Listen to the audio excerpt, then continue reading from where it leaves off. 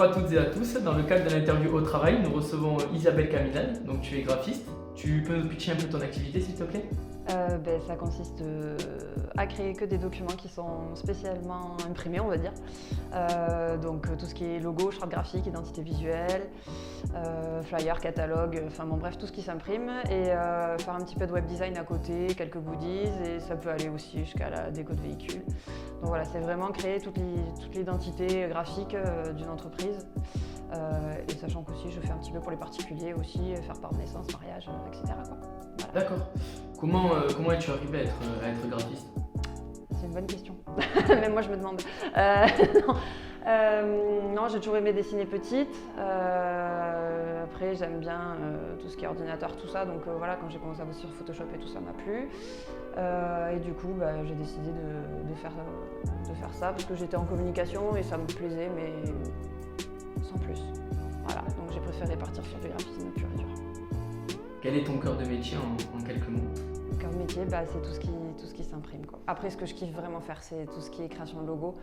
Parce que là, du coup, tu pars d'une page blanche, tu vas tout créer pour l'entreprise. C'est vraiment son image de marque, c'est ce qui va rester, ça va être pérenne. Donc j'aime bien partir du brief du client et créer son logo parce que voilà, c'est vraiment la base de toute sa com derrière. Donc ça veut dire qu'après, tu as du boulot aussi derrière. D'accord. Et qui sont tes clients Ça va du groupe international qui est dans la cosmétique, on va dire. Pour faire, ça va à l'artisan brasseur que j'aime beaucoup. Ça va aussi pour le Trial Urban Cahors par exemple, qui est une manifestation que je fais depuis plus de 15 ans. Ça peut aller tout ce qui est sport, moto. C'est super varié, c'est super large. En fait, je m'adapte aux clients, quoi. Donc ça peut aller aussi dans l'esthétique, ça peut être un architecte d'intérieur, un architecte, tout ce qui est au cowork, quoi. D'accord. Comment as-tu vécu la crise du Covid et les confinements? Plutôt bien. Moi, perso, j'ai vécu ma meilleure vie. J'avais enfin du temps pour moi. Non, j'ai continué à bosser. J'ai eu des clients qui en ont profité en fait pour faire quelques projets. Et donc en fait, ça s'est très bien passé pour ma part. Après voilà, j'avais la chance d'avoir un jardin, on va dire. Voilà. T'as pas eu trop d'impact professionnel? Non, pas trop d'impact. Ça s'est plus ressenti là ces derniers temps. Moi, j'ai plus eu le creux là. Ces 2 derniers mois, ça a été un peu plus compliqué. Ça repart bien maintenant, mais la guerre, c'est plus la guerre en Ukraine qui a été souci pour moi que le Covid en fait. D'accord. Tu as dû changer des choses ou modifier des choses dans ton activité par rapport à cette crise ou non? Non, pour le moment, il y a eu moins d'impression, ça c'est sûr. Le temps du Covid, forcément, les gars, ils voulaient pas trop toucher des flyers, des aides de table, des trucs comme ça. C'était un peu plus compliqué d'imprimer. Mais moi, après, voilà, pour vraiment la création graphique, ça n'a pas changé grand-chose. Il fallait quand même faire des documents, même s'ils étaient... Même par exemple pour un restaurant, s'ils faisaient plus de set de table ou de menus à donner, il fallait quand même faire la carte, la mettre à jour avec les prix, les machins, les trucs. Donc tu as toujours de la création graphique à faire. Certes, une baisse d'impression, mais une baisse surtout dans l'événementiel. Mais après non, ça n'a pas changé grand-chose, quoi. D'accord. Si tu devais tirer un premier bilan du début d'année 2022? Mitigé du coup, à cause de la guerre, parce que voilà, moi, mon groupe à l'international, là, voilà, qui est mon plus gros client, exporte pas mal pays de l'Est. Donc c'est sûr que ça devient un peu plus délicat, on va dire, mais donc voilà, c'est la seule incertitude avec après l'augmentation des matières premières, donc papier, machin et tout. C'est vrai qu'il y a une augmentation des coûts qui est pas négligeable en ce moment, donc il y a certains projets qui sont un peu freinés.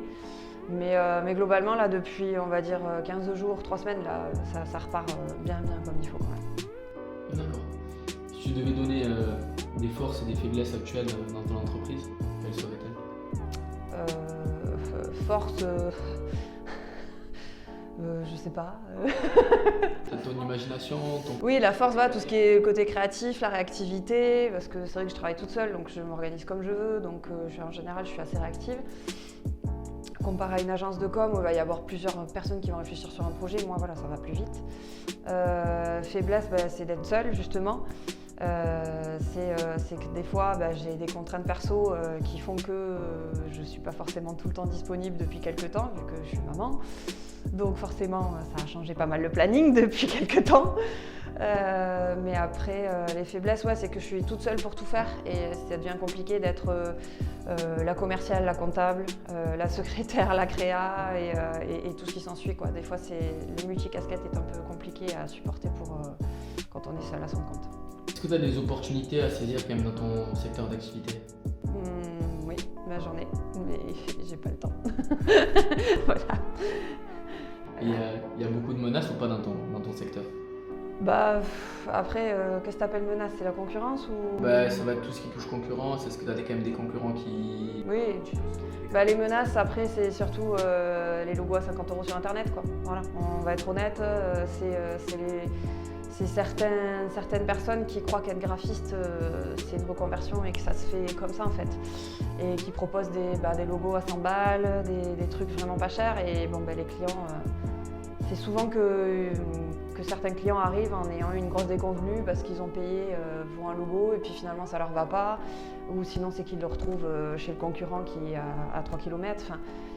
Donc la concurrence, ça vient surtout de ça, quoi, des gens qui sont pas issus de formation graphique, qui n'ont pas vraiment l'œil graphique et qui n'ont pas les contraintes et qui se permettent de dire qu'ils sont graphistes, quoi, et qui cassent les prix du marché et qui nous font défaut et qui font défaut à la profession. D'accord. Tu as mis en place une stratégie pour l'avenir de ton entreprise ou pas? Alors pas vraiment.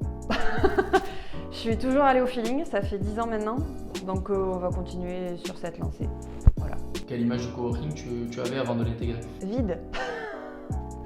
Non, moi je suis arrivée juste après le premier confinement, donc c'était compliqué, les gens bossaient encore chez eux. Moi c'était l'inverse, je voulais partir de chez moi, j'en avais marre. Je suis arrivée, on n'était pas nombreux et c'était un peu compliqué. Et puis j'avais eu une mauvaise expérience avant dans un pseudo-coworking où on n'était pas nombreux et où il n'y avait pas de vie, c'était un peu compliqué, un peu glauque, on va dire. Donc c'est vrai que je suis arrivée ici, déjà il y avait un peu plus de vie, c'était cool, les locaux beaucoup plus éclairés, plus sympas. Donc voilà, après il fallait juste que ça se remplisse, c'était le contexte sanitaire qui faisait que c'était plus compliqué. D'accord. Pourquoi avoir choisi de travailler dans un espace de coworking? Parce que rester à la maison, c'était pas possible. Avec mon conjoint, on a un horaire décalé, donc c'est juste impossible pour moi de faire les mêmes horaires que lui. Surtout maintenant, en ayant le petit, c'est juste pas possible. Et après, je voulais avoir des collègues en fait, sans avoir de réels collègues, mais avoir de la vie, avoir un lien social, pouvoir partager un café, un apéro, pas manger solo le midi en 4e vitesse devant l'ordi, avoir ce lien social qu'on a quand on a des collègues en fait. D'accord. Il y a des éléments qui ont été déterminants dans ton choix, dans le fait d'intégrer l'espace de coworking? La qualité, le bureau. Moi je voulais quelque chose de lumineux, je voulais un bureau fermé à moi, que je puisse décorer, donc ça a été un gros point positif, puisque j'ai pu faire ma déco, faire mon cocon graphique, où je me sens bien pour créer. Et après, c'était sympa aussi, puisque la personne qui dirige le cowork est originaire de là où je suis aussi, donc du coup ça a créé du lien, c'était sympa, ça fait un petit plus dans la balance, on va dire. La différenciation entre vie personnelle et vie professionnelle, est-ce qu'elle a pesé ou pas dans ce choix-là? Oui, carrément, oui. Non, mais bosser à la maison, c'est juste plus possible en fait. Il faut scinder les deux, sinon après, avoir l'ordi à la maison, ça m'est déjà arrivé, où clairement, il y en a un qui va se coucher, et moi je dis, j'ai pas sommeil, allez, je vais me mettre sur l'ordi, puis en fait, à 2h du matin, je suis encore sur l'ordi, donc c'est juste pas possible en fait. C'est bien de couper. Comment as-tu connu le Haut 31? Et en cherchant sur internet, là, tout simplement, les coworks pas loin de là où j'habitais en fait. Parce que je suis arrivée ici, je connaissais rien en fait. Et du coup, après la mauvaise expérience que j'avais eue dans le premier bureau que j'avais loué, du coup, je voulais vraiment pas me louper.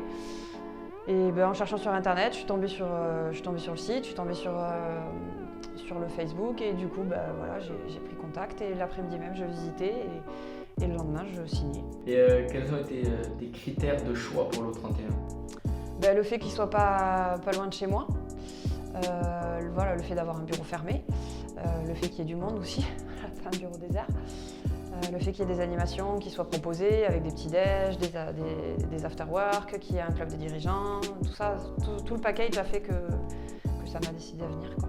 D'accord. Si tu tu devais citer des plus du Haut-31 ou ce que tu aimes vraiment particulièrement au 31? Le café à volonté, ça c'est génial, il y a une super machine. Non, après les points positifs, l'ambiance, la convivialité, c'est con, mais le copieur, le café, le fait qu'il y ait la fibre, tout ça, c'est des gros points positifs. Le parking, on galère pas pour se garer, et il y a beaucoup de choses autour. On a le centre co de Fenouillet qui est pas loin, c'est pratique aussi pour faire des courses entre midi et 2 quand on est speed, c'est vraiment pas mal. Est-ce que la relation, ou qu'est-ce que t'a apporté la relation avec les autres coworkers? En premier lieu, elle m'a apporté des amis en fait, on va être clair. Quand on débarque dans une ville qu'on connaît personne, ça permet de créer du lien, comme quand quelqu'un est muté, qu'il est salarié et qu'il arrive dans une nouvelle boîte, forcément il se fait forcément des collègues, on va dire, et des connaissances. Bon là c'est un peu la même chose, sauf qu'en plus il n'y a pas la rivalité entre collègues. Donc du coup ça devient plus des amis, donc c'est cool. Et après ça m'a apporté du business aussi, quoi. Il faut être honnête, hein. Ça apporte du réseautage, ça apporte des clients, et donc c'est que du positif. D'accord. Et en termes de convivialité, de réseau, c'est vraiment un plus ou pas d'être au 31? Ah oui, c'est vraiment un plus, ça c'est sûr. Il y a une convivialité qu'on n'a pas dans tous les coworks, il faut être honnête. Il y a un esprit famille ici, et c'est ça qui est top, quoi. Pour conclure, est-ce que tu as peut-être des conseils, des souhaits pour l'avenir à donner aux personnes, aux gens? Rejoignez-nous. Mais il reste plus beaucoup de bureaux, dépêchez-vous. Non, mais voilà, après, c'est clair qu'on n'est pas un cowork comme d'autres qui peuvent être tout neufs, flambant neufs, avec du mobilier design et compagnie. Mais quand on bosse, c'est pas forcément ce qu'on cherche. Ici, on peut arriver avec ses meubles et se faire son bureau, comme moi j'ai fait.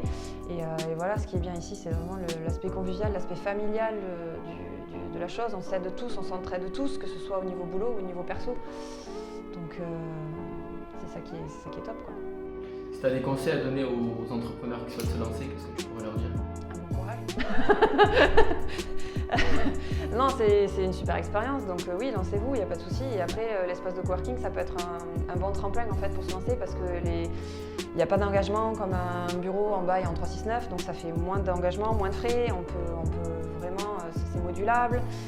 On peut prendre un bureau, si on s'agrandit, on peut en prendre un second. On peut aussi louer la salle de réunion quand on a des besoins pour recevoir un client ou quoi. Donc l'espace de coworking, c'est la solution modulable et parfaite, je pense, pour quand on est soit une petite entreprise ou soit quand on se monte en fait. Voilà.